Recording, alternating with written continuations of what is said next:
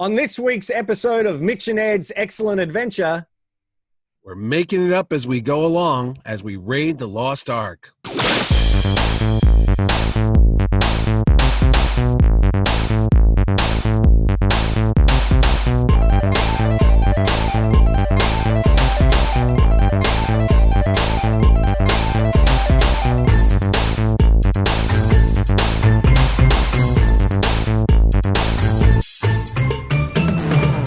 and welcome back to, I suppose this is technically season 2 of Mitch and Ed's Excellent Adventure. I'm Ed Dollister.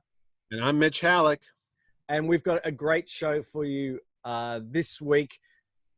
I'm not sure exactly, is it, what are we doing? Is it Alan Quatermain and the Lost City of Gold, perhaps?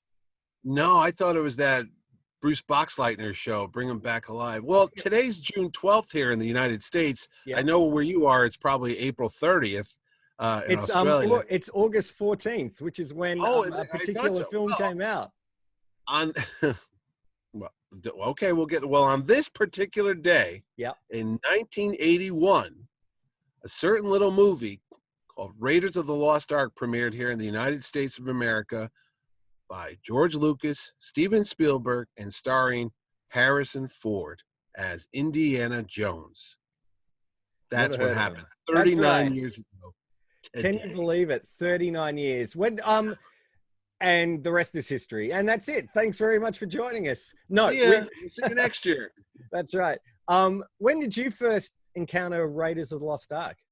You know, it's funny. I say it started on June 12th. That's the official opening. But I saw it the week prior. Mm-hmm. And speaking of prior, I saw it with a Richard Pryor movie called Bustin' Loose. They used to have sneak previews. I don't think they do that anymore. And what they would do is they would show you a movie in advance of its regular release date. And they would maybe test the audience with a survey, like a pencil and paper, and ask you what you thought about the movie. What scene did you like? What do you thought about the actors? It was very archaic and primitive now looking back at it, because I went to a couple movies like that. But for Raiders of the Lost Ark, it was a Friday night. Mm-hmm. Here's the odd thing.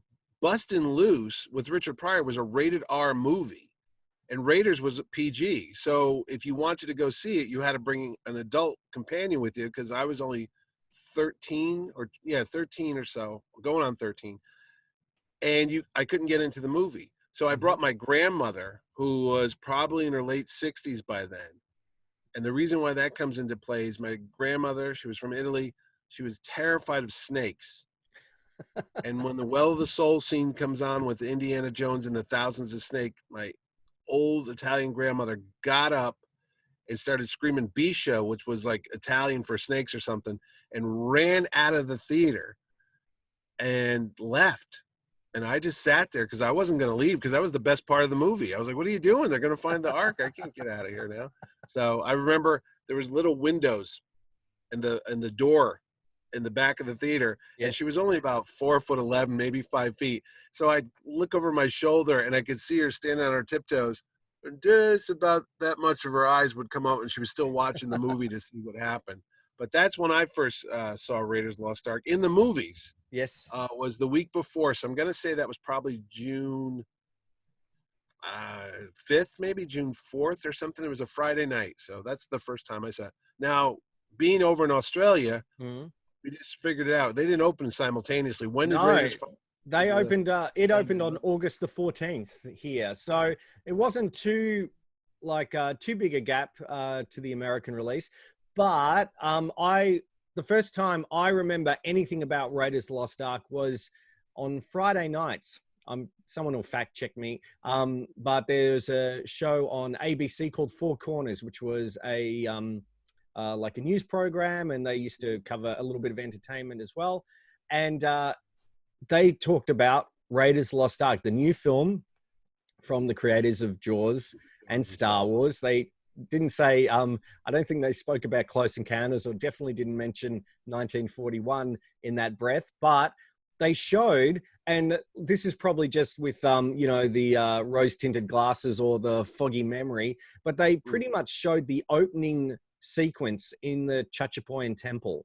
It felt to me, they felt to me as an 11-year-old, Actually, I would have been 10 when it Yeah, came I was out. going to say 1981. I was born in 66, so I must have been 13. Yep. So I was 70, so September. So I was Yeah. still 10. And they showed that opening sequence, and I was going, "Oh my gosh, that's Han Solo. What's Han Solo doing?" See, I didn't recognize him as Han Solo, and I Yep. love Star Wars, and he was my favorite character. But my friends are like, "Oh, that's Han Solo," and I'm Yes. like, "Hey, my wife doesn't think Harrison Ford's a great actor, but he must have been good enough for me because I didn't even catch that was the same guy. Their Yeah. hair Well, was I totally different. Yeah, well, they did publicize before, Han Solo, Harrison Ford, best known as they didn't say best known as what's his character from Force 10 from Navarone, I don't think. Oh, there's my cat making it I was gonna best say appearance. you got your own Raider of I the. do, I do. That's Lois there. That's Lois. No, Um, but they showed that, and I begged my Barnsby. my Barnsby was his Barnsby, name, of that's right. course. Yeah. Um, Sad that I know that, but yeah. Well, we all know that. That's okay. It's and I begged my parents, can I go see it? And it was like, I think it was, I don't think it was, it wasn't PG here because they didn't have, I don't know if they had PG. It was NRC, which is not recommended for children. Oh. So my dad had to go with me because I was obviously 10, couldn't go. And I remember seeing it. I still remember the cinema's still there. I remember exactly where I sat. We weren't too close because in case it was a little bit scary. And it was absolutely amazing. And I was hooked. And from then on, I remember that 1982, there was a dress up at school, dressed up as Indiana Jones from Raiders of the Lost Ark, the best I could with I'll find a picture of it. I've got a picture somewhere here of me in a vine. It was because I never knew if his jacket was brown or dark brown or black. In those days, you only had dodgy photos. So I had a sort of a dark gray vinyl jacket. My dad made me a bullwhip out of a rope that he stained, and we drew all that. And I remember I think I had cobwebs on me and a rubber spider stuck to my hat Oh, nice. for the dress up, which was really cool as a 12-year-old. And I looked more like Mutt Williams than Probably, Indiana Jones, unfortunately. But I just loved it and was absolutely blown away by the storytelling and how relentless the movie is. There's only short moments to break. So. What's funny? I was thinking about it. I was in a Catholic school, all boys Catholic school here, high school. And I remember I wasn't very good at religion. It's kind of funny. I had a bad grade in religion and I had a bad grade in history. I mean, it was one of my worst classes. I might have actually got an F. Ooh. Maybe. For fantastic. Sure, it looked like a B when my parents actually got the report card. Somehow that F turned into a B. It was before the computers and stuff. This is just a handwritten card. But I remember not liking those courses at all. I was like, oh.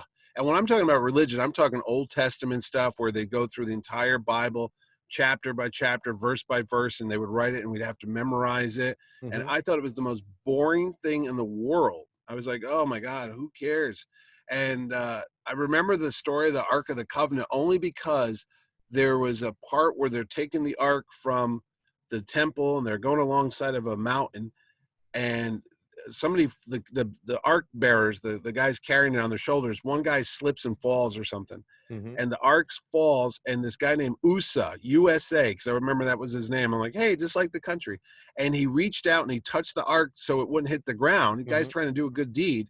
And because he wasn't from the tribe of Levi, because there was the 12 tribes of Israel, only the Levi tribe was allowed to touch the Ark. I don't know if they were wearing blue jeans or what. Yeah, if you're in the tribe of Wranglers, you didn't have a chance. Yeah, no, you're done. You're done. Maybe that's what happened. He was wearing Lee Riders. So he touches it and he's struck down dead by God because he didn't follow the rules. And that's the only thing I remember about it. Yeah. And then this book comes out. And that's the Raiders of the Lost Ark that I know. That's the first novelization. It came out in April before the movie. And you look at that cover, and it's not something that screams the greatest adventure film of all time. It looks more like Casablanca or a Spencer Tracy movie of the 50s. Yeah, like a love story. And I'm Yeah. like, what is this going to be? And I remember reading this book in study hall, and this fellow named Bill Tuttle, he looked at me and he goes, "What is that?" I go, "Oh, it's the new movie from the creator of Star Wars and Jaws." And he goes, "Lost Ark, what is it about? Noah's Ark?" I'm like, "No, no, no, no." And he, at the time, there were these really low budget, I don't know if they had them down in Australia, but they were called Sun Pictures.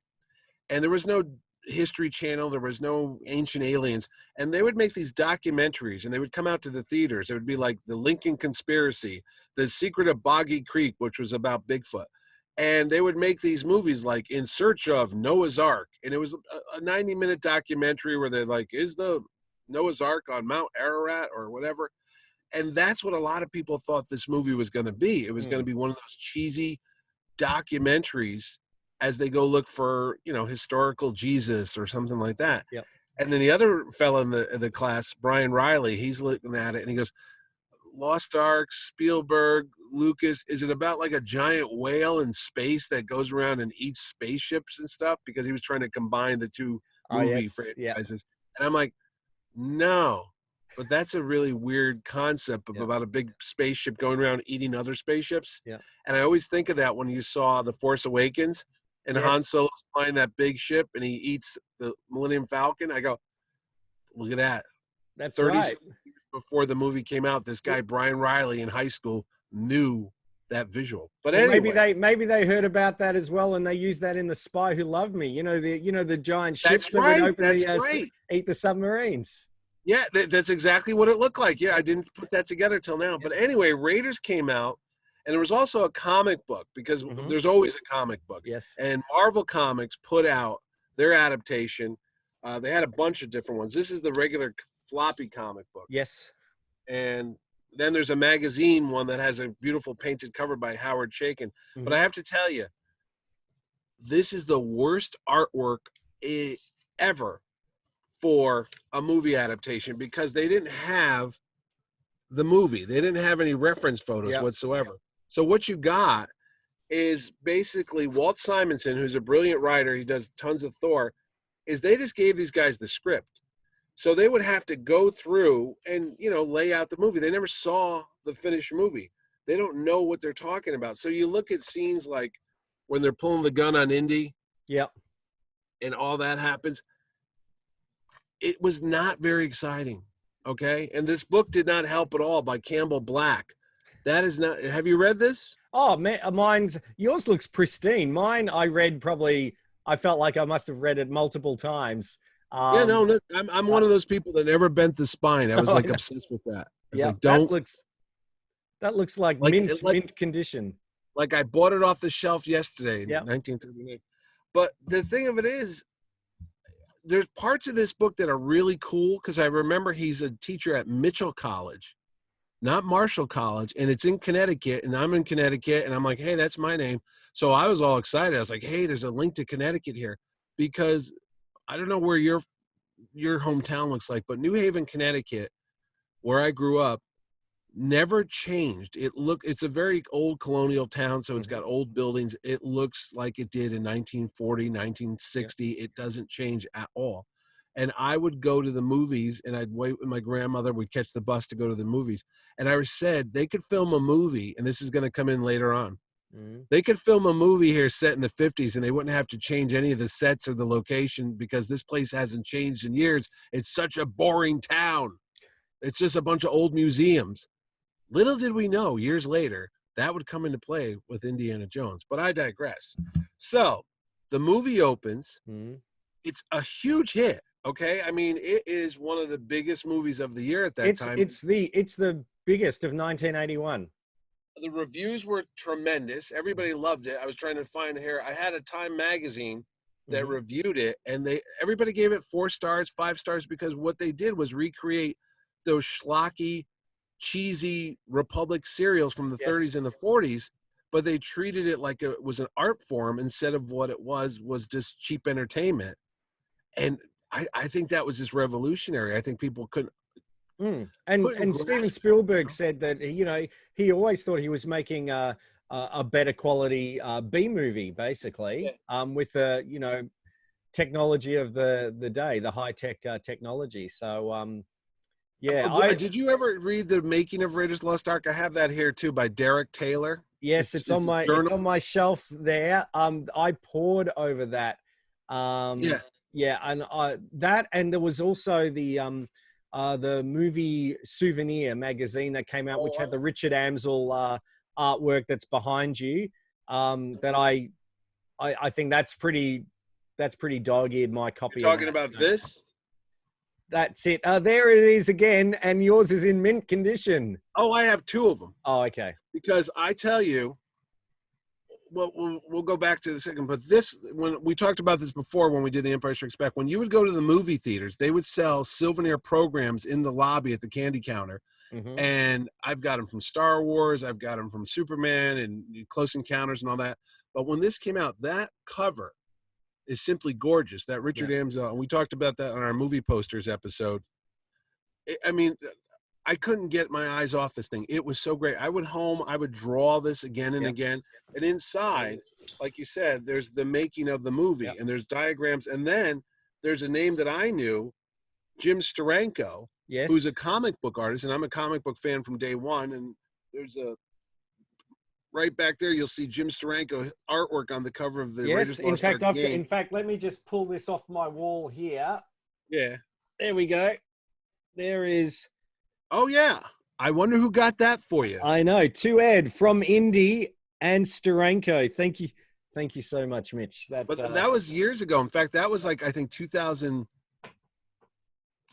I'm going to say I got that for you when I first met Jim Steranko at a comic book convention. Years later, I would bring him to my show. But the ironic thing is Steranko painted that and a lot of the images there, but he had Indiana Jones smoking a cigarette. Yes. And if you look at the cover of the board game, you could actually see there's a little bit of an edge to it because they had to delete. That's right. Pre-Photoshop. We can have the kiddies doing that.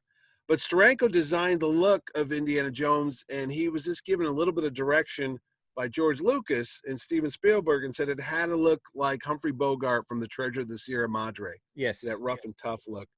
And, I mean, it was just, right off the bat, I can't think of any other movie. They would compare it to James Bond, and my dad was a huge James Bond fan, but I like James Bond, but not much. But Raiders Lost Ark was like totally different. This was like my James Bond. It's like my dad could have Sean Connery and Roger Moore, and I can have this Harrison Ford as Indiana Jones. That'll be my guy. The legend goes that when Spielberg and Lucas were holidaying in Hawaii after Star Wars came out, and it proves, obviously Star Wars proved to be the mega hit, so Lucas could relax a little bit, and that's when Steven Spielberg said, I'd really love to direct a James Bond movie. And then George Lucas goes, well, I've got something better, Indiana Smith.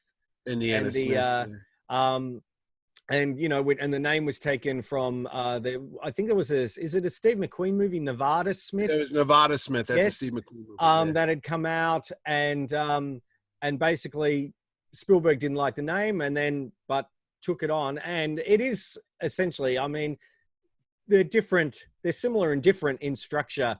The James Bond with the opening gambit, that's not really related to the film per se, and Raiders follows that mold. The breakneck adventure, I think I feel like they're more Raiders is not a family, like it's not a kid film, but no. I think it's a more not family friendly version than a James Bond movie. Maybe it's a bit more accessible. I think everyone loves Indiana Jones, and I think it's just to do with that character. He's a little bit more and we've spoken about this on the IndyCast, our Indiana Jones podcast.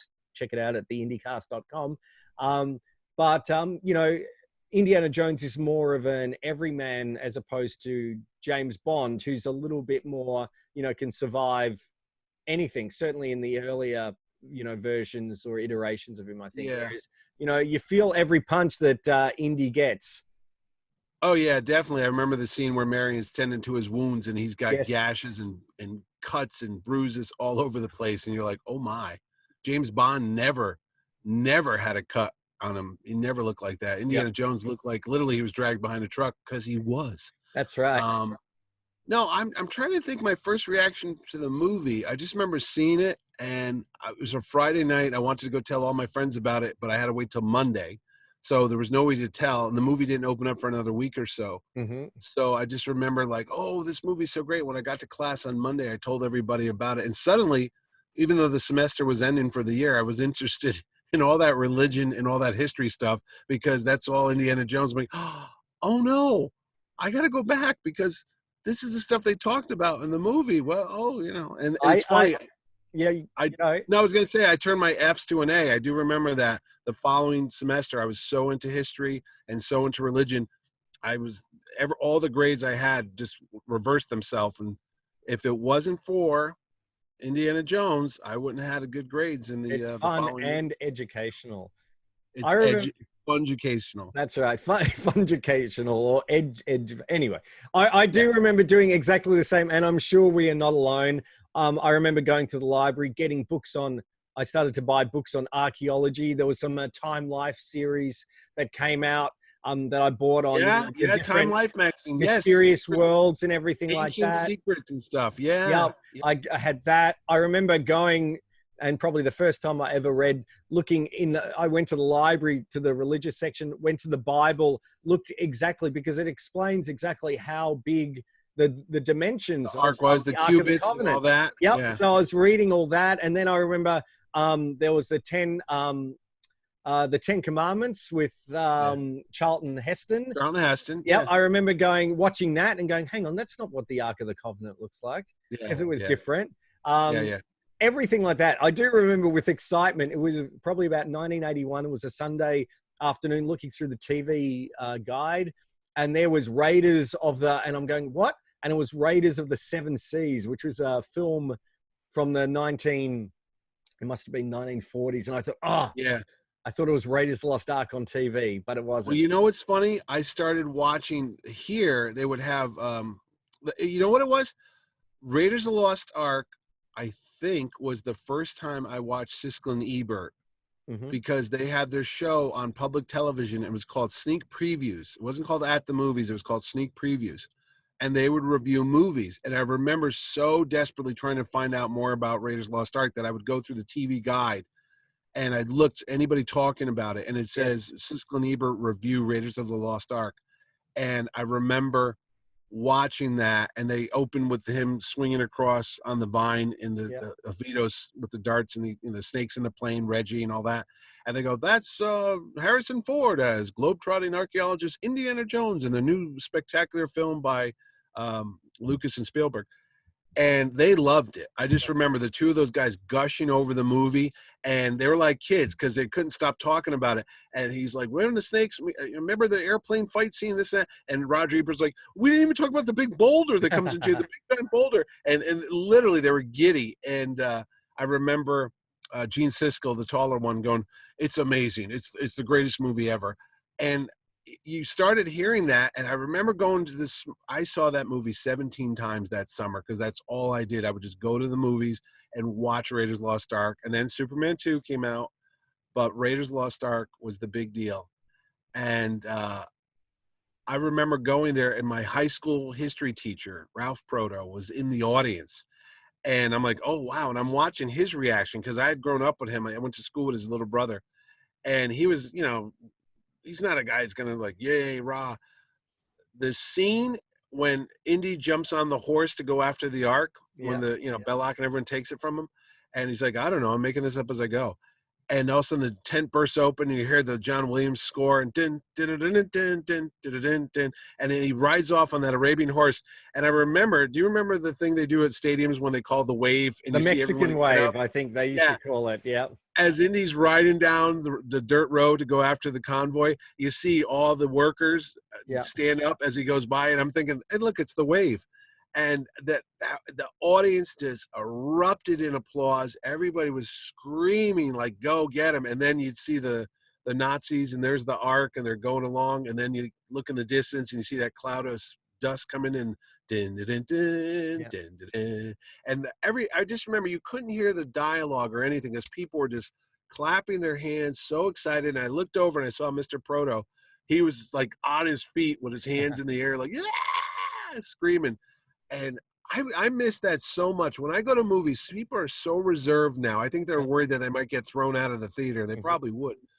But Raiders was probably the biggest audience participation film I think I'd seen before Star Wars, because it started with Jaws, when everyone would hide, you know, when they'd see the shark coming, everyone would scream, go, go, go. And then Rocky, everyone was on their feet cheering for Rocky at the end. And then, of course, Star Wars with Luke blowing up the Death Star. So there was always these movies that would come out, and the audience was part of the movie. I mean, that was the reason why you went to the theater. Of course, we have home video and all that. That's another reason why.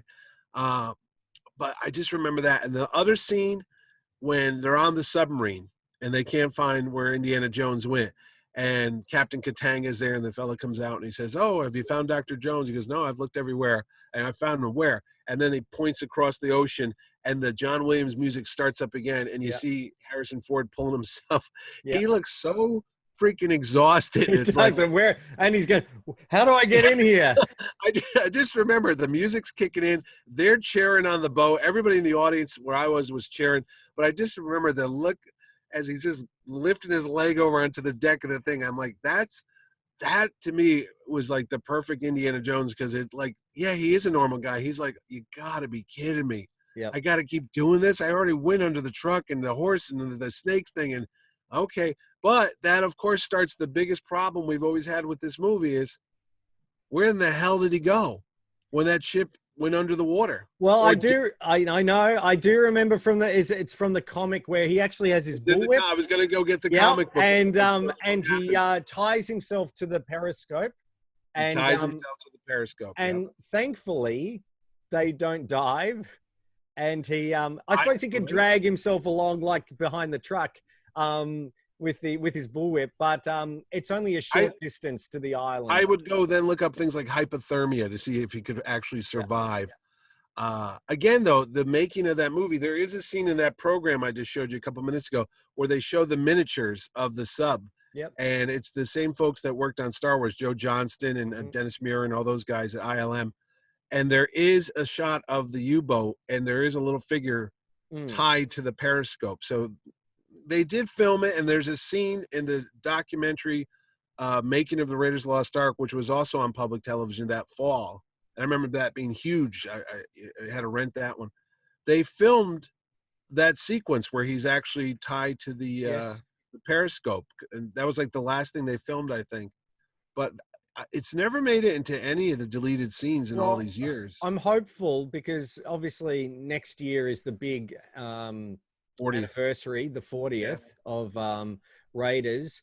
I'm pretty sure we're going to get a 4K box set. No. I'm pretty confident that they will have some of those deleted scenes on. Oh, what was that? You have a cat. I have a full-grown woman here. Oh no! Don't look at it. Keep your eyes shut. I know. Hello. Special appearance. It's all you see is the hand. You'll never That's see right. else. Oh dear. So we'll leave that in. Yeah, we'll leave that in. We'll leave that in. So but yes, and the other thing I was going to say about Ray's Lost Ark was that's a deleted scene right there. It is. There you go. Is that up to like movies up to that point had action movies. The ones that I used to remember were maybe the what was it, At the Top of the World, the with Doug McClure. You know, all those, The Island at the Top of the World, and you say Top of the World, I think of James Cagney and White Heat. Top of the World. Oh no, there's No. The Land That Time Forgot, and all those. Okay. Remember those ones? So when I was talking about sneak previews in Ebert, there used to be no respect for the set. There used to be a thing called a Matinee at the Bijou, and the Bijou was the theater, and Matinee at the Bijou would run every Saturday. And I think that's how I found out maybe about sneak previews in Siskel and Ebert. They would run old movie serials, and they would show you like when you were a kid, and it'd be like a double feature. Not a kid, but my mother's age. They would go to the movie, and they would have a newsreel, they'd have a cartoon, they would have a movie serial, and then they'd have the feature film, which was like, you know, an hour or something long. Mm-hmm. They would run these, it was like Buck Rogers, Flash Gordon, all that type of stuff. But there was one, and I'm going to say it was called The Lost City or something like that. And it started off, and I remember, you always think when you find something that you're the first person to discover it. Yes. But when the movie opens up, the crawl says Chapter 2, Peril in the Pacific.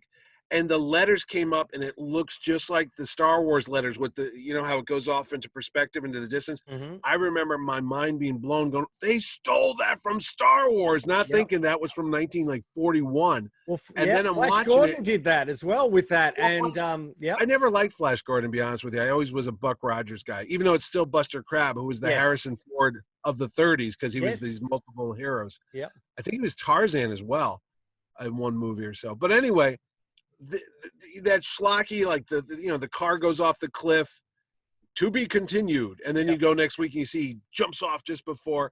All that stuff was in there. And you're right, I started watching all these old serials and the Spy Smasher. I remember going to get VHS was just coming out, but they would have them and you could rent them, and they had a lot of these old Republic serials. I'm trying to think of some of the other titles out there. They were never as good as Raiders of the Lost Ark, but no. boy, oh boy. Well, we should say, obviously, you can have a look here with us with our. I've got my Penman hat. I've got my. This is from the late 80s, early 90s from Disney.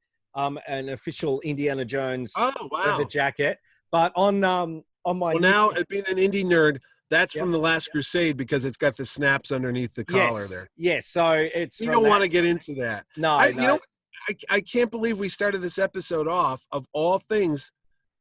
We didn't really tell people who we are after all these time we've done this show. The reason why we're the qualified experts for this stuff. Well, we should say. Well, we should have led with that. I know, that's all right. Well, we were making it up as we go.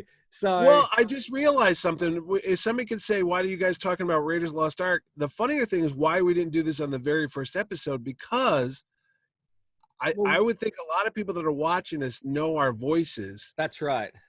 They might not know our faces, but they know it from the IndyCast, which we've been. The IndyCast, which is used to be the world's only Indiana Jones podcast, almost 13 years old. Yes. The world's most popular Indiana Jones podcast. Yes. No, I was going to say that started in November of 2007. Yes.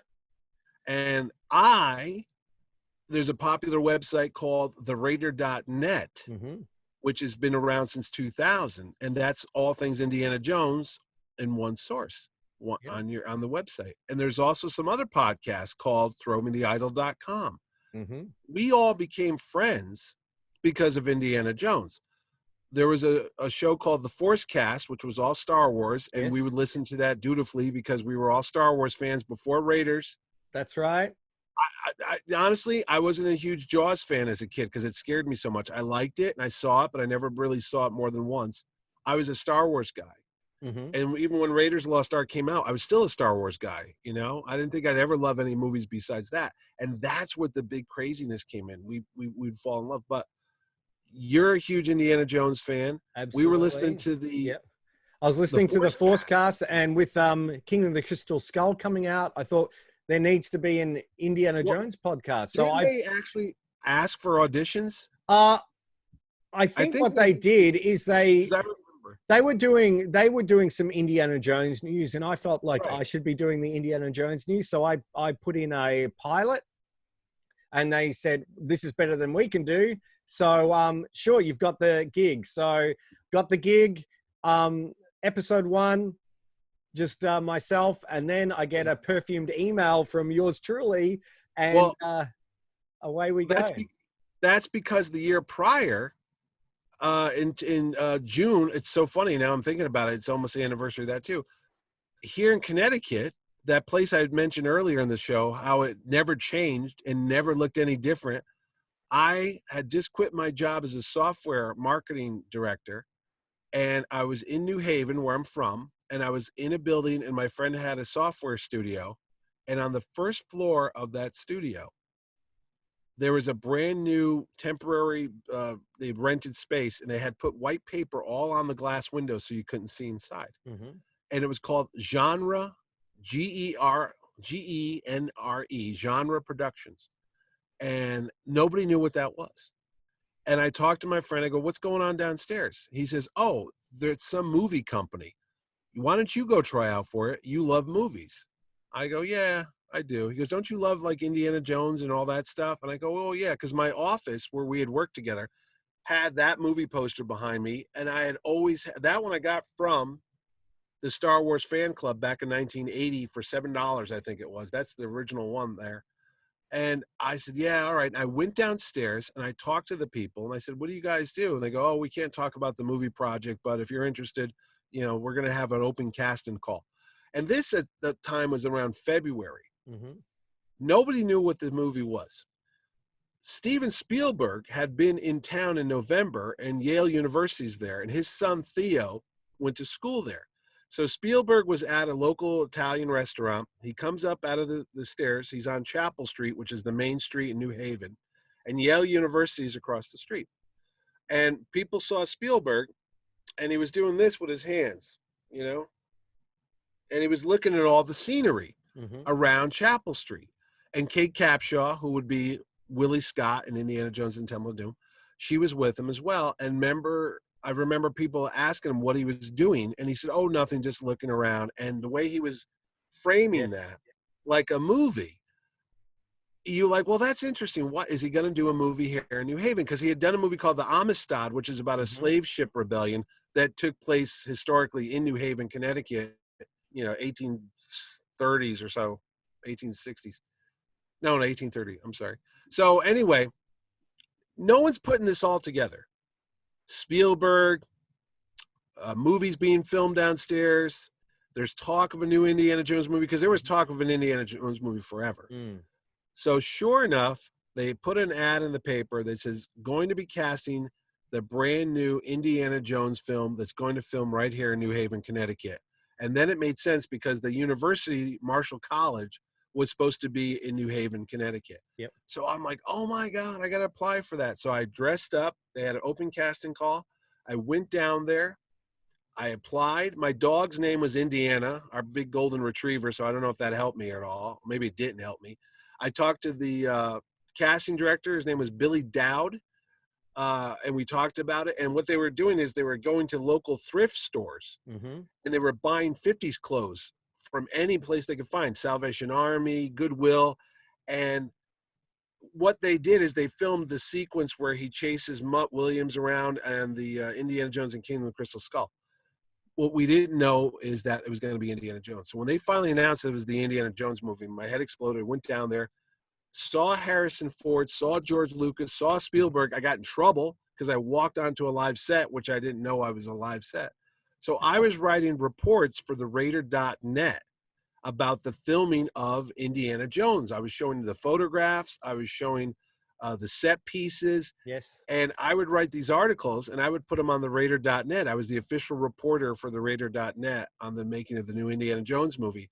So when you come along and start doing the podcast, I had applied for the Force Cast as well. And I said, hey, I'm the guy on the Raider.net. My name's Mitch. And I write all the articles about Indiana Jones. And they go, well, we just got a guy. And I'm like, oh, okay, whatever. They go, we just got a guy who auditioned, so we're going to go with him. And you would come on and you would do only like 5 or 10 minute segments. It wasn't very long. It was just a part of the Force Cast. They're like, we're going to go over to Ed now and get an update on Indiana Jones. So they would go to you, and then you would read whatever articles you could find on the internet. Yep. For Raiders Lost or Indiana Jones, and they were my articles, and I would be sitting there going, wait a minute, I wrote that, because it was like sometimes word for word, and I remember writing to you saying, I'm the guy whose copy you're taking. So Indiana Jones is a factor in the fact that we did the podcast. Yes. We're doing this show now. Yep.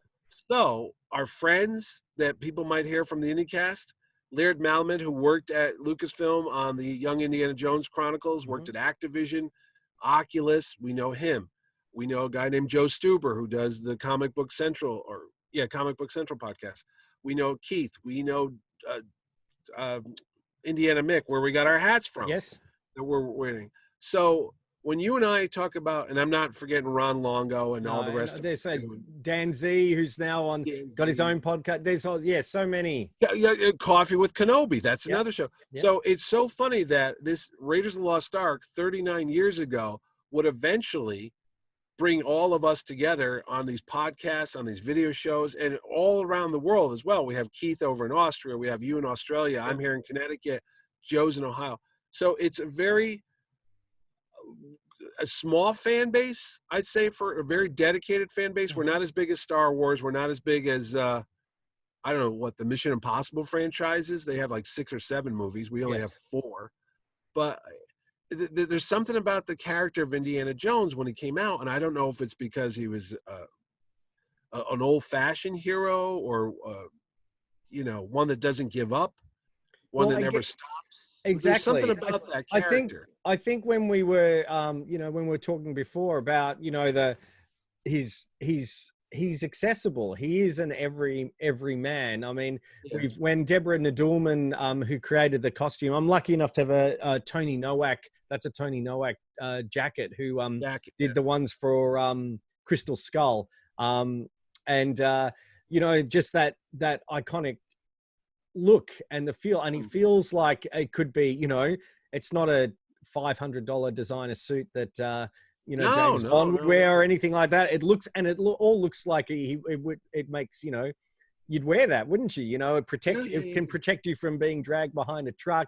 It can protect you from cobwebs and spiders, and by lifting up your collar and all that sort of. Actually, that's one thing in Raiders Lost Ark I never noticed until later on. When Indy goes into the Raven, into the Chachapoyan temple at the start of Raiders, he's got his collar up. He's going full on Fonzie, which I didn't really notice until I go, hang on, that's why he knew. And I was going to say as well with he knew there was going to be spiders, so put your collar up. That's right. Or because he was in a movie with Henry Winkler called Heroes, and he was just doing that as a little. Yes, that was actually, that's right. That was 1979. But what I was going to say earlier was that most adventure movies up to that point, if they had as much action as that opening sequence, the boulder sequence, I would have been happy. That was it. But that was and it's like, what? That's just the opening? Oh my gosh. And it just kept going. There's so many things. And that's why, Indiana Jones is a beloved character. He was just named as the most popular movie of all time. I saw that. So there was something about that character that when he comes in Raiders Lost Ark, it's like, just mind blowing. I can't get enough of this guy. I can't wait to see another movie. And I remember reading, and it drives me nuts, I have like a Fantastic Films magazine, I think it's over here, where they talk to Frank Marshall, who's the producer, and he says, oh, well, we're going to do a bunch of these movies. We're going to do like 5 or 6 movies, and they're going to be Raiders of the Lost Mickey Mantle baseball card, or Raiders of this, or Raiders of that. And I thought it was going to be the new James Bond. I literally thought like every 2 years you would go to the theater, just like James Bond was, on a regular schedule, and there would be a new Indiana Jones adventure film. So I'm like, oh, this is going to be so great, because Star Wars was every 3 years. And then it was like, well, now we have something to wait in between the movies, because we were waiting for Return of the Jedi. So we had Raiders. And then I'm like, okay, after Jedi's over, we'll have this new Indiana Jones movie, and then on and on and on. But it didn't happen that way. We were happy. We got what we got. But I talk about Star Wars, and as an Indiana Jones fan, there's not a lot of merchandise like there is for Star Wars. It's not toy. What's the word they use when they talk about Star Wars? Toyetic. We have your main guy. Yep. Okay. That's about it. He's got this, and I thought I saw this on another show. They said this is the most boring figure ever made, the Rene Belloc. He's not in the safari outfit. He's not in his cool white hat outfit. He's just in a shirt and a scarf and his accessory. I would say that he's got the map. Yeah, they said like no kid didn't lose that in 3 seconds. I would say the Charles Winchester by Mego from MASH probably would have been the most boring figure of all time. But there's your mechanic. Yeah. Again, there's not a lot of Star Wars. There's not a lot of Indiana Jones. No. And these didn't come out when the movie came out. These came out in 19. We've talked about this in another show. 82, I think. Right? Yep. And by that time, the movie was done. And of course, here's the only other. Well, there's another Indiana Jones, but this one here, Indiana Jones in the German uniform. Notice how he's got the razor stubble on this one, but on his own figure, he doesn't have the razor stubble. Yeah, that drove me crazy. Look, he's clean. And you can't swap heads or anything like that. So he's clean shaven there. This was a cool figure though, because it had the gun, it had the whip actions. I mean, and bendable knees, because they were based on the Butch Cassidy and the Sundance. Yeah, the Butch Cassidy with and William the Sundance. Catt. What was the the sequel, or the Butch and Sundance, the early years. Young Butch, the early days, yeah. Yeah, something like that. But they were great. Yeah, mine are up on my shelf all I was gonna say all there. This is probably the most common one. If anyone collects, you can find a Cairo swordsman. Yep.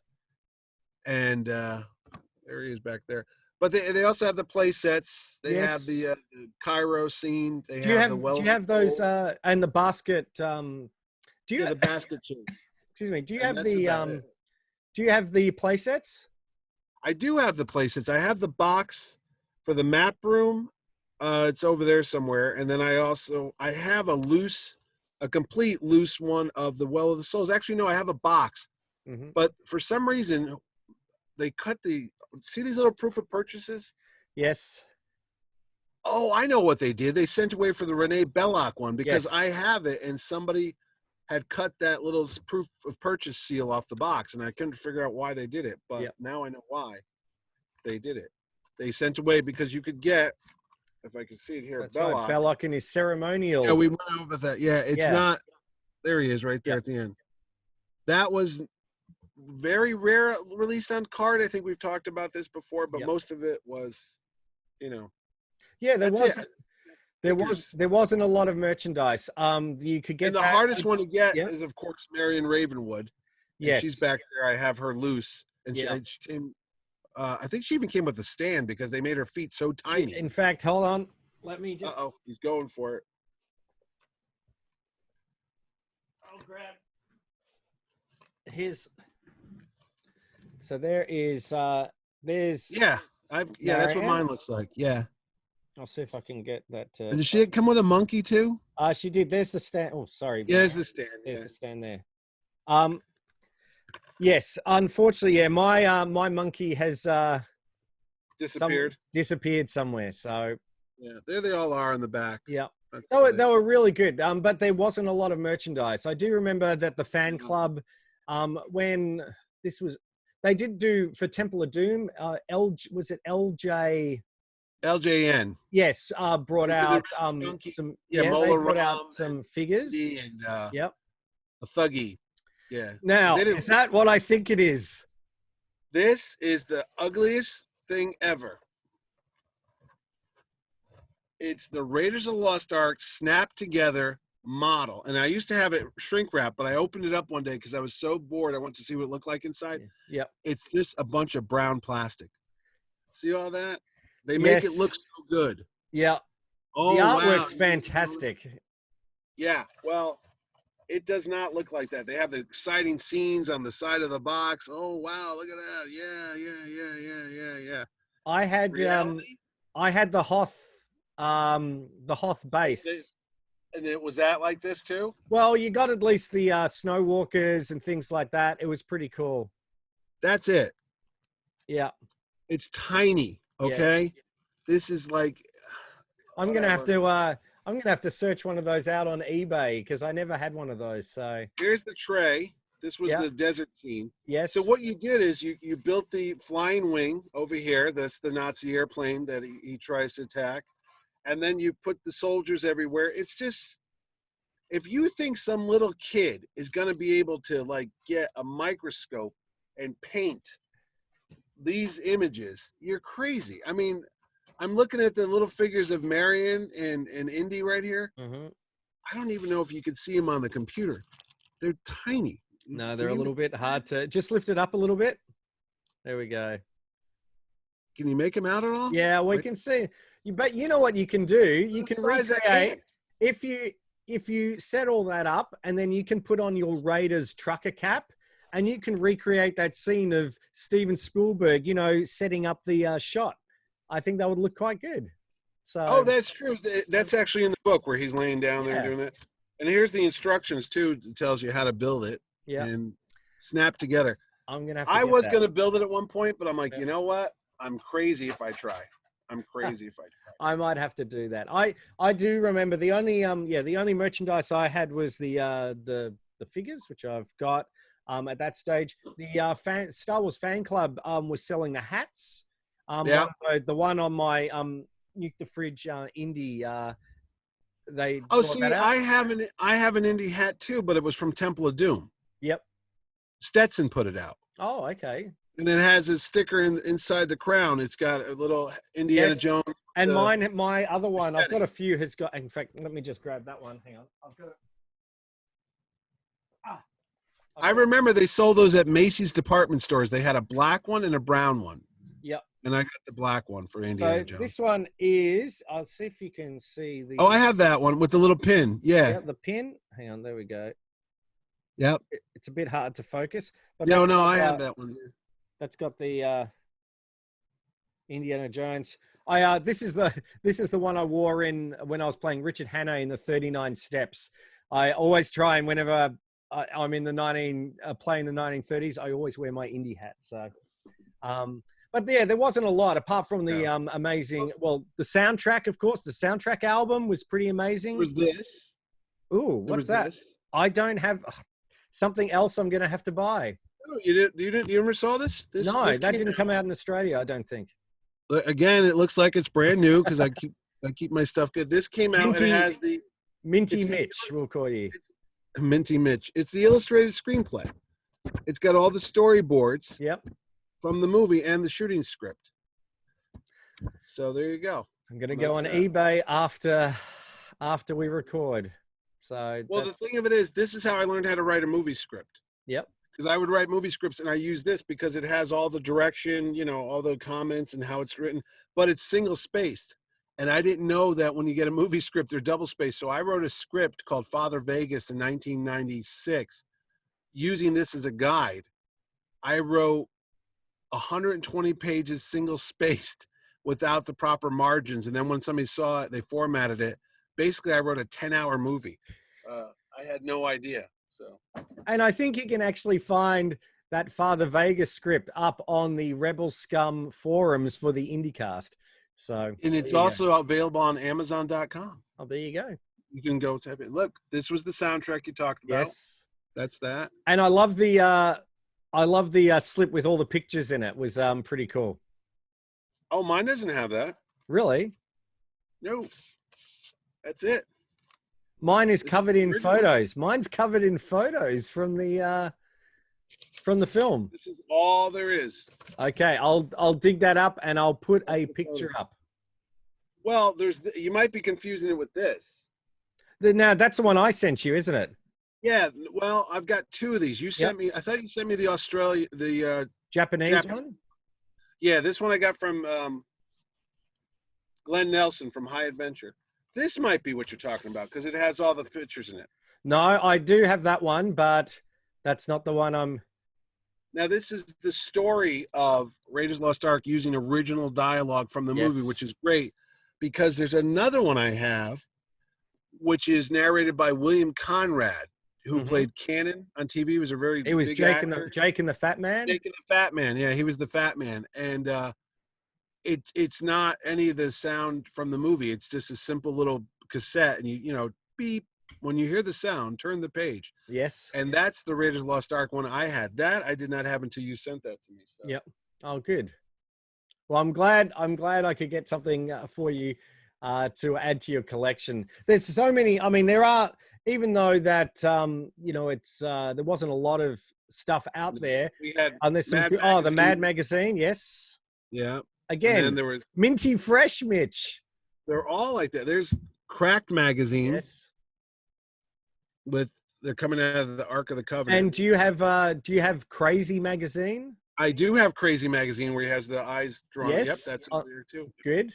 And they're all minty. They smell just I think like they were. I think we might have to call you Mint Hallock. Yeah? That might be your new name. My new name. My new name.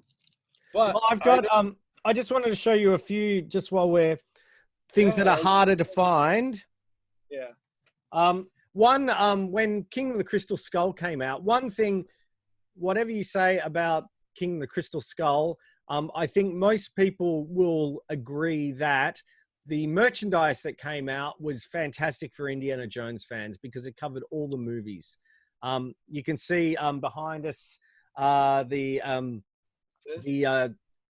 San Diego Comic-Con exclusive, where it has, if do you want to open that one up, Mitch, where it's got all the these like the Lost Wave of Raiders Lost Ark figures who were fantastic. They were absolutely fantastic. You also had a couple of mail-aways, and one of my favorite is the Ark of the Covenant here. So, which you could mail away for, which I thought was fantastic. I loved that inside you had the sculpted sand, which was in there, which was really good. Oh, I never looked inside. I was afraid my head would melt. No, I have mine, but I never looked inside. Then there's the Sideshow collectibles. Yes. There's that Ark of the Covenant I have over there. That's a heavier one. It's not as shiny. It doesn't have that vac metallized. Yeah. Is that what they call it? Yeah. Yeah. It's very dull, and it's not the same. That's a much better thing. They did a lot. This one, when I was in Tokyo Disney Sea, I remember Les David, who runs the Ravenwood Museum, which is the world's largest Indiana Jones collection. He's going, I don't have one of those, which is this. It's sort of like a Mount Rushmore Indiana Jones. I've got money in here, Mitch. That might be able to fund my eBay spending for the next week. But yeah, that's quite interesting, that one there. I have, of course, we have here. Oh, this is the fertility idol. This one's from Sideshow Collectibles. This one's heavy. This is like about 6-7 pounds here. But there's also, I have a bank of this. There's a little hole in the top you put your money in. I think I've got a couple versions of this thing. A bank, a paperweight, little tiny ones. I mean, like there's not a lot to merchandise Indiana Jones, but what there is, they've done so many different variations. I can't tell you how many Ark of the Covenants I have here. That's right. And this is I think my favorite, which is this board game here. Ed, we're gonna do that scene from Rise of Skywalker. You're gonna hand that off to me. Hang on. If I go like that, if I hand it that way to you, like that, and I'm gonna just like reach back. And pull it out there. I'm just glad we're not shirtless at the moment. That's all I can say. Is that minty fresh as well, sealed? It's still in the plastic. You haven't played it, obviously. It's a great. No. I do. I had. I remember Easter. This was Easter 1982.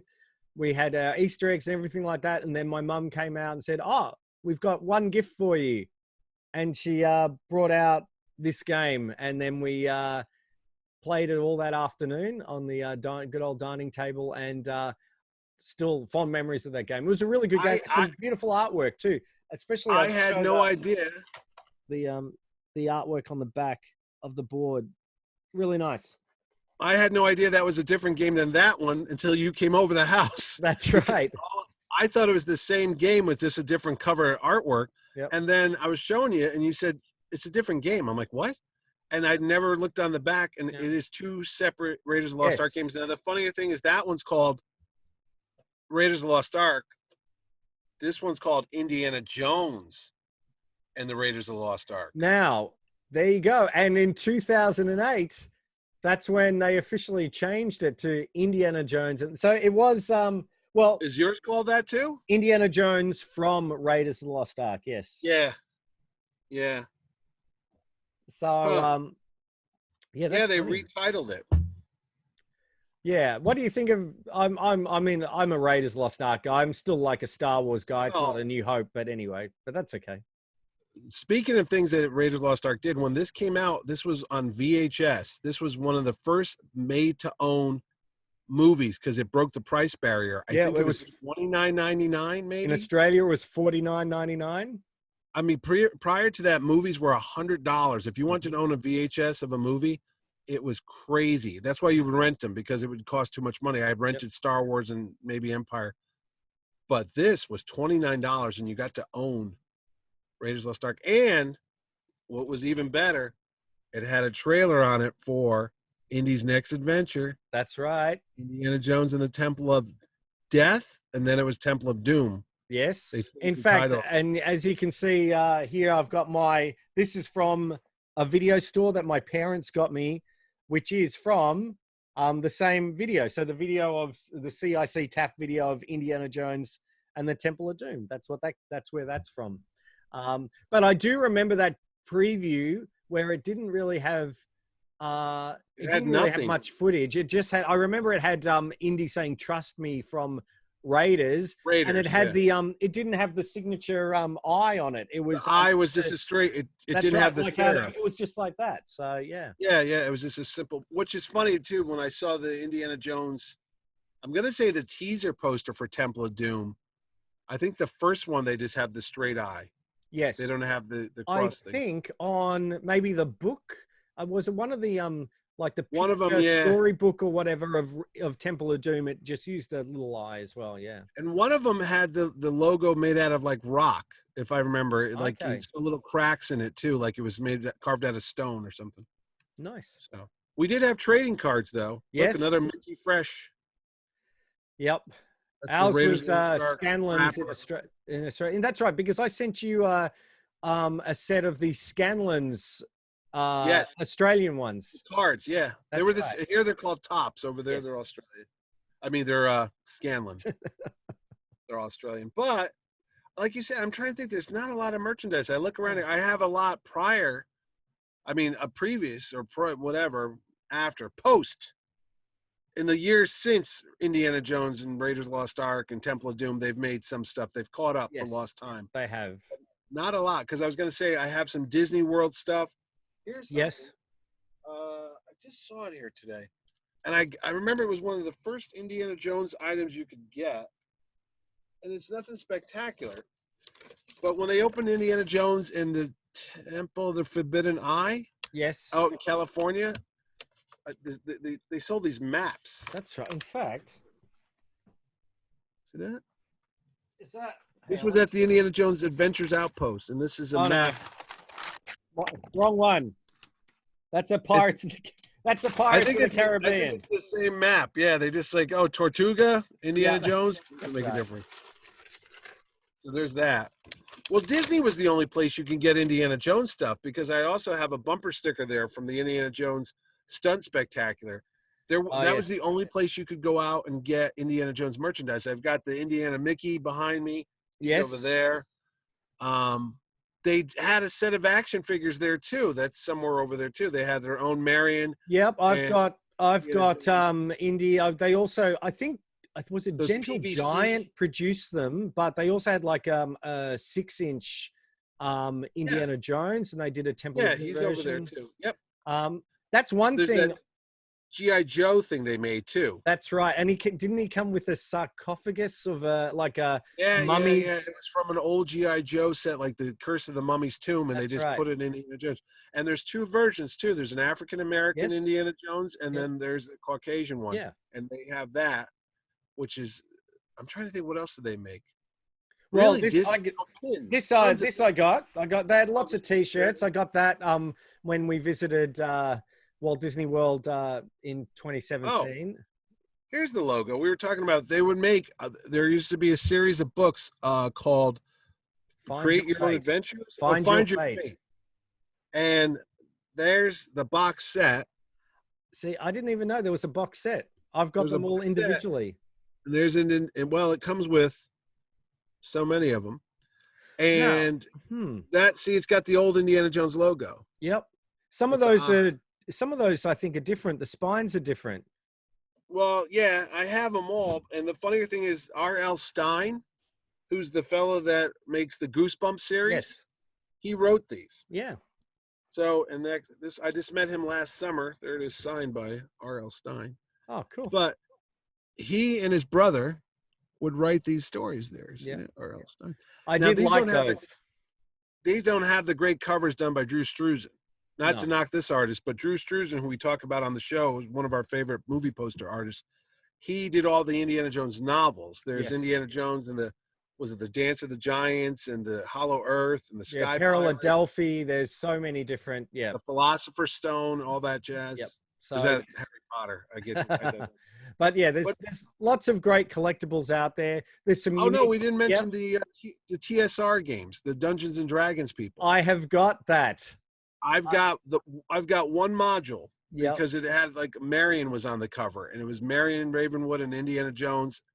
Maybe it was Looking for Atlantis or the Fountain of Youth. I think it was the one. Something like that. I've got that and an expansion which was based on one of the Marvel comics where they were with all the statues and the gold, and I can't. That's somewhere amongst my my warehouse in a crate somewhere. Well, I'm trying to think of the more obscure Indiana Jones collectibles they came out with. They had the book. They had the machete. Did you ever get the machete? No, my dad though. When I dressed up as Indy from Temple of Doom, and I remember having the shirt ripped off, the arm and everything. And my dad handmade me out of wood. I still have it. It's a beautiful thing. A almost identical machete, so I could carry that and put it on my arm. I'll find it. I've got a photo somewhere. I'll put that up. Well, no, I remember. I have the Young Indiana Jones Chronicles that came out with Sean Patrick Flannery. Yes. I have a pocket knife. I have that still, where you open up like a Swiss Army knife. But there was a machete that I remember wanting. It was in the 80s. It was the knife that he uses in the Temple of Doom. But I was like, I don't think my mom would have been too cool if I had a machete at home. Yes. But it was about $100, and it came in a long box, and I think it had a leather sheath that you put it in, and it said Indiana Jones's name on it. It was like etched into the metal. And I always thought that was kind of cool. But again, why would I need a machete?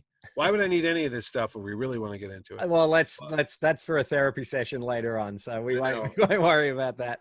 But I remember getting stuff like this when the Kingdom of the Crystal Skull came out. There was movie tie-ins with I think it's Burger King. Mm-hmm. And they had a bunch of Indiana Jones toys and little like Happy Meal toys. And this was the Indiana Jones. That's kind of cool. It's what do you call it? A canteen.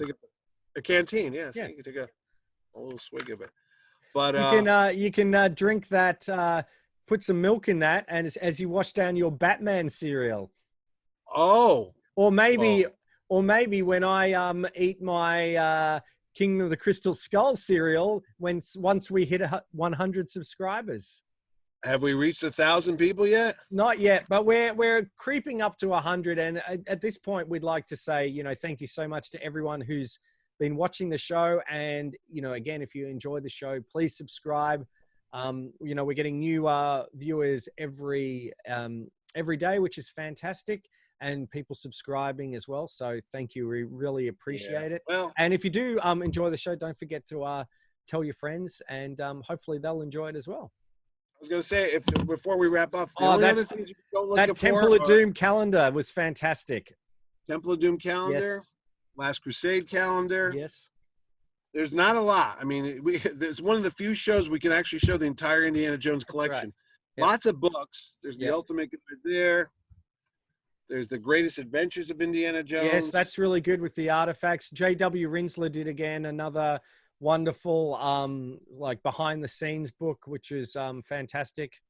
And then we've got multiple storytellings. This is a collection of all the Indiana Jones. This is 3 of them. There's another one that has it's just out there. And of course, if you're a big Indy fan, I think you can go look on Amazon or what's the other one? Netflix. You can watch this film here. It's called Indie Fans. Yeah. And The Quest for Fortune and Glory. Yeah. It's a good one because I'm in it. That's right. You are. And I think I think the IndyCast also gets a credit in the end credits as well. So that's kind of good. We do. That was done by Brandon Kalila, who actually works at Disney now as an Imagineer. But we knew him when he was just a kid, and he was coming around and he was filming stuff, and he's in that documentary. It's a and great of course, little... you've got Raiders, the adaptation that the Raiders guys have done. Where you can also see, if you buy the like the remastered version with the flying wing sequence, you can see Laird Malamud from the IndyCast as the pilot. Yeah, that's, and then your friend, I can't think of his name, Steven. He made the one-man show where he does all the Indiana Jones movies in one thing. He's got some snippets up as well. So there's lots of indie. We're very excited as well with. Obviously, with it's a little bit behind schedule, but you know, James Mangold has been Frank Marshall has mentioned him, so officially he's the director for Indy I think 5. it's official now. Yeah. So we've got that to look forward to, which I have no doubt that when that happens, we'll get a flood of new merchandise as well. I really little do people know. I was going to say that now that Disney's gotten Indiana Jones, he looks like this now. Got the ears. That looks like has he got the Marlon Brando cotton balls in his mouth there? He looks like he's got the mumps. Well, I don't know. Well, if it wasn't for Disney, we would never have gotten a Funko. And we got Funko, Ed. We've got Funko. Look at the size of this thing. I know. That's pretty amazing. Huge. And I have my fake Funko thanks to you, Mitch, up there on the shelf. Oh yeah, we've got another thing. Yeah. Well, I'll tell you, it's been, I think it was fun collecting Indiana Jones because there wasn't a lot of stuff out there, not like the Star Wars movies, and it was a little easier on the wallet. We didn't even speak about the Indiana Jones Lego that came out in 2008. There was Lego, it can be expensive, but there was only a limited amount of sets, so that's something you might like 10 sets, if that. Yep. And then there was the Indiana Jones cereal, the Indiana Jones Pop-Tarts, the Indiana Jones soda cans, which are gummy bears. Yep. And it wasn't that much stuff. I mean, it just, like I said, it wasn't toyetic. It didn't really have a universe. And I remember talking to Steve Sansweet at the Skywalker, not Rancho Obi-Wan, the Skywalker Star Wars toy collector fella. And he said, it's just, there's, other than Indiana Jones, there's no other character. What are you going to do? Yeah, you can't make multiple. It's not like Luke, where he's in an X-wing outfit, or he's in a desert outfit, or he's in a Jedi outfit. There's nothing you can do with Indiana Jones. He wears the same suit. He's got a tuxedo. He's got a suit. He's got his fantastic, got a school teacher suit. That he stole from. I would love to see the classroom play set. Oh yeah, most kids want that one too. Oh look, it's Marcus Brody. You better watch out, Indy. I think the Army's here to talk to you. Oh, no, Marcus, not the Army. Hey, that's Porkins from Star Wars. What are you talking about? Which freaked me out as a kid. There's a whole different, that's a whole another episode if we talk about I want to do a whole William Hootkins episode. Yeah, well, when we talk Flash Gordon, we're talking William Hootkins. Star Wars, Flash Gordon, Raiders of the Lost Ark, Batman, Superman 4. This guy was a legend, man. You couldn't stop William Hootkins. No, you couldn't. And all his names had to do with food. Major Eaton. Porkins. That's Indiana Bones. This is what Indy 5's going to look like if they don't make that movie. No, sadly, that might be the case, but that's all right. So that's our look back at, I was going to say, I read somewhere, now have you heard this, that tote is actually not pronounced tote. It's pronounced Todd. What? Did you hear that? It's pronounced what? Todd.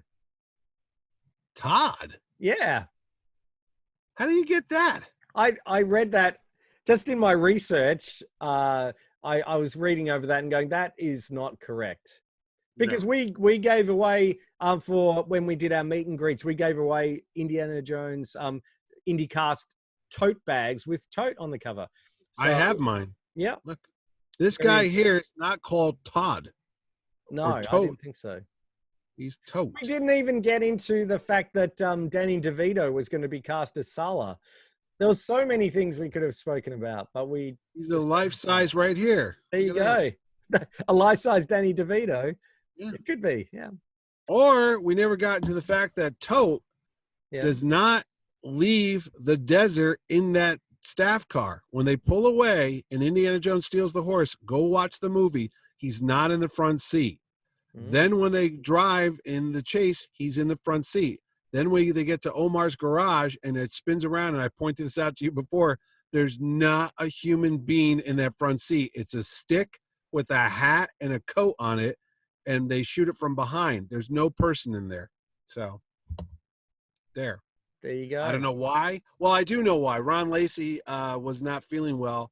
He actually had a colostomy bag in real life, and the heat was, I think he either got an infection or something happened. He was in Tunisia when they were doing the Carawan. Is that what? Yeah, Carawan is where they filmed the Cairo set.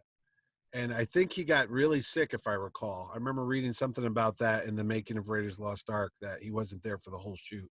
Well, he had retired at that point, I think, and that's when Spielberg got him back to play this villain. So, I didn't know he was retired. Yeah, he was working, I believe, as an agent, and then they got him back. But I did also read that Klaus Kinski was originally going to be playing Tote.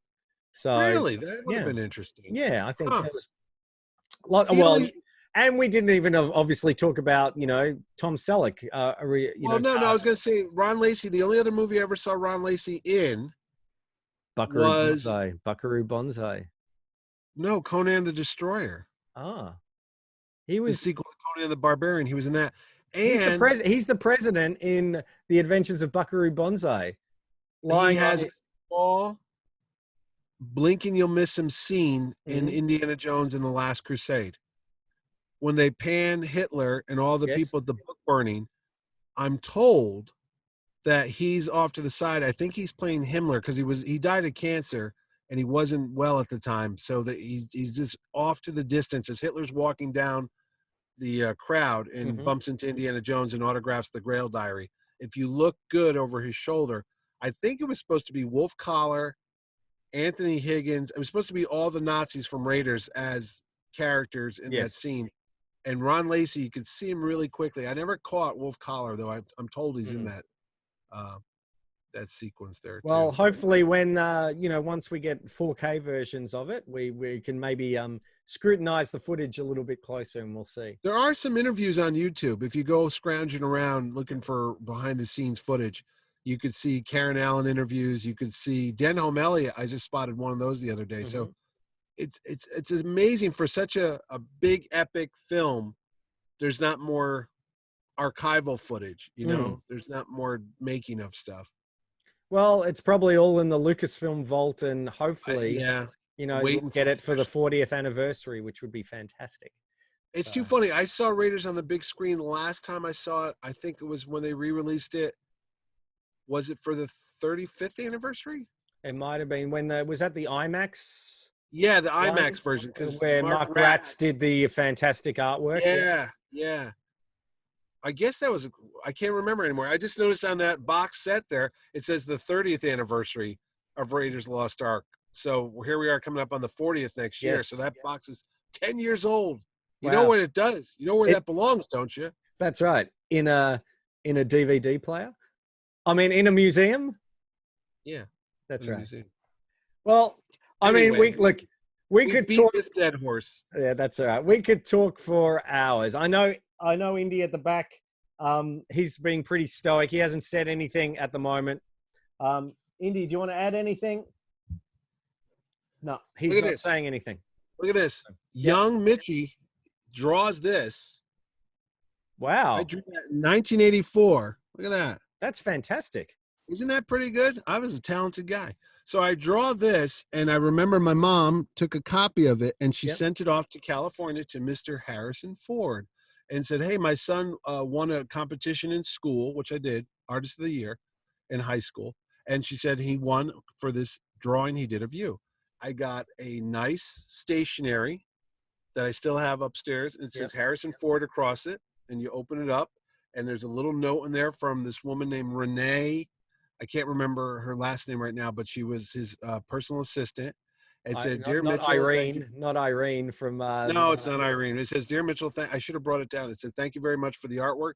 Harrison was very impressed by your artistic skills." He probably never saw it, but whatever. Yeah, he did. He did. Well, the fact that it was on his personal Yeah. stationery, which I think, I mean, because I've gotten fan mail, you know, you just get the 5x7 Yes. printed out with his signature on it. But this one was a little thank you card with his, you know, inscribed name on it, and That's it came in a cool. separate envelope, and it was a thank you card, and it said, "Thank you very much for taking the time to draw this. The artwork's beautiful. You're very talented, and you know, keep it up." Sign, Harrison Ford. And I have that, and I have the little 8x10 that came with it. And years later, I met him. Yes. In New York. I didn't bring up the fact that I had the little thank you card from him. I did have an Indiana Jones postcard in my pocket. Yes. And I bumped into him, and I said, "Hey, would you sign this for me?" And he goes, "You always walk around with an Indiana Jones postcard?" I go, "I do when I know I'm going to meet Harrison Ford." He goes, "Oh, okay." So he signs it, Harrison Ford, and that's somewhere back there too. Yep. And then, of course, we'll go into the story real quick. I met him. My wife takes the picture of me and Harrison Ford. I'm walking away. This woman's very excited. She grabs me by the arm, spins me around, says, "Sir, would you please take a picture of me with Harrison Ford?" I go, "Of course I will." It was dark out. I was nervous. She gave me this camera. It was an old Kodak 110 camera, which was like a rectangle, kind of like this. Yes. And she's talking to Harrison Ford. He's getting nervous. He wants to go. He says, "Could you please hurry up?" I go, "Of course, Indy." I put the camera up to my eye. I cannot see them through the viewfinder. I'm looking through the square. I can't see them. I go, "Ma'am, is it off? Is there like a lens cap?" I'm getting nervous. Harrison Ford's getting upset. She goes, "It's fine. Just point it at us and press the button." Whatever. I want to get out of there. So I go up and I go to press the shutter button. There's no shutter button here. I don't know why. My brain is scrambling. Of course, this is probably seconds, but it feels like forever. Yep. I find a button here. Okay. My finger goes to press the button. I can see as I'm squinting, Harrison Ford's looking over. He's like, "No, wait, don't." I had the camera backwards. I pressed the button. I took a picture of my eye because I was looking through the shutter. The flash exploded in my face. I couldn't see anything. It was all green. Harrison Ford goes, "You just took a picture of your eye." So, needless to say, it was one of the most embarrassing moments of my life. And the woman was mad because she didn't have much film left. Yeah. And she gave it back to me. I gave the camera to Harrison Ford. He gave it to me. I gave it to him. She took it out of my hand, called me a bad word that we won't say on a family-friendly show. Yep. He's over there advancing it. She gives it back to me. Harrison Ford takes the camera. He puts it up to my eye, says, "How many fingers do I have up?" I go, 2. Did he do that? Now? 4. And "How many do I have now?" And then he goes, "Okay." I said, "All right, Spielberg, I got it. You don't have to break my balls, will you?" So he goes, "Okay, fine. Let's do it now." So I take the picture, walk away. My wife, who you might have met earlier on the show, was long gone. She ran away hiding because she was so humiliated that her husband made a fool of himself in front of Harrison Ford. I'm talking to her. He's coming through the crowd towards us. Mm-hmm. She goes, "Oh, God, what did you do now?" He comes up to me. Now, prior to this, I had shaken his hand. It was the deadest handshake I ever had in my life. It was like cold fish. He puts his hand out again. I think he's going to hit me. Yeah. He takes my hand. This time it's a little firmer grip. He shakes my hand. He goes, "Thanks a lot." I go, "For what?" He goes, "I got a million pictures taken of me, but I'm always going to remember this one." I go, "That's nice." And all night long, as I walked up through the dinner, he was with his friends. He would look over and take that Harrison Ford finger and point right at me and tell all his friends over drinks, "And there's the guy now that took the picture of his eye." And he did that about 4 times. And this is why we can't get him on the show. Thanks, Mitch. Somewhere out there, there's a woman who has a picture of my retina. That's right. Hopefully she's an optometrist and you'll be fine. And that story happened on April 20th, 1999. It's celebrating its 21st anniversary. There you go. 6 years later, I got to meet Harrison Ford at the opening of Firewall, where he that was a great movie. Yeah, where he walked the red carpet. And all I did was just shook his hand and said thank you. And I've got it on video footage somewhere. It was one of those old school.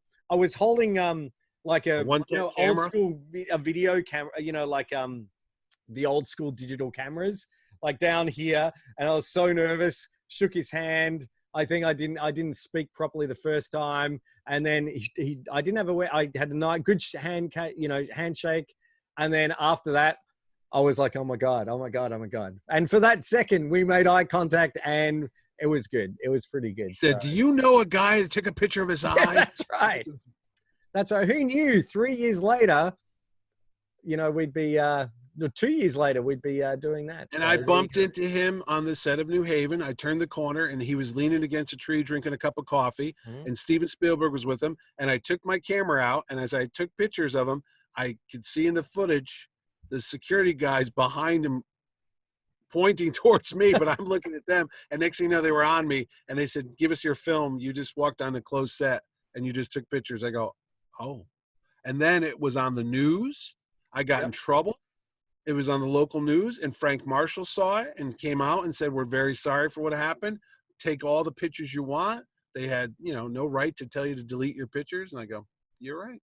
They did not." So. And that's why we can't get Frank Marshall on the show either. Thank you very much. And then Spielberg and Kate Capshaw, I bumped into them, and it gets worse, doesn't it? That's all right. That's all right. So that's the reason why there's a restraining order. That's right. Well, that's it for our look back at Raiders of the Lost Ark and a little bit of everything else. I'm sure we'll hit Temple of Doom and Last Crusade and Crystal Skull in the future. But best thing to do, go out, listen to the amazing score by John Williams, watch the amazing film by Raiders of Raiders Lost Ark. Watch that on. I don't know what I'm talking. It's been what the hell are you talking about? I haven't had breakfast yet. I'm about to faint. So there you go. Ed, I'm going to throw it to you now. All right, throw me the idol. Which way are you going to get it? This way. Hang on. Throw it to me this way. Okay, ready? Wait, I got it. Let's do it again. Okay. Yeah. The magic of movies. That's right. Here, what's the character's name? Ben Solo. Here you go, Ben. Thanks. You broke it. I broke it. All right. Signing off. This is Ed Dollister.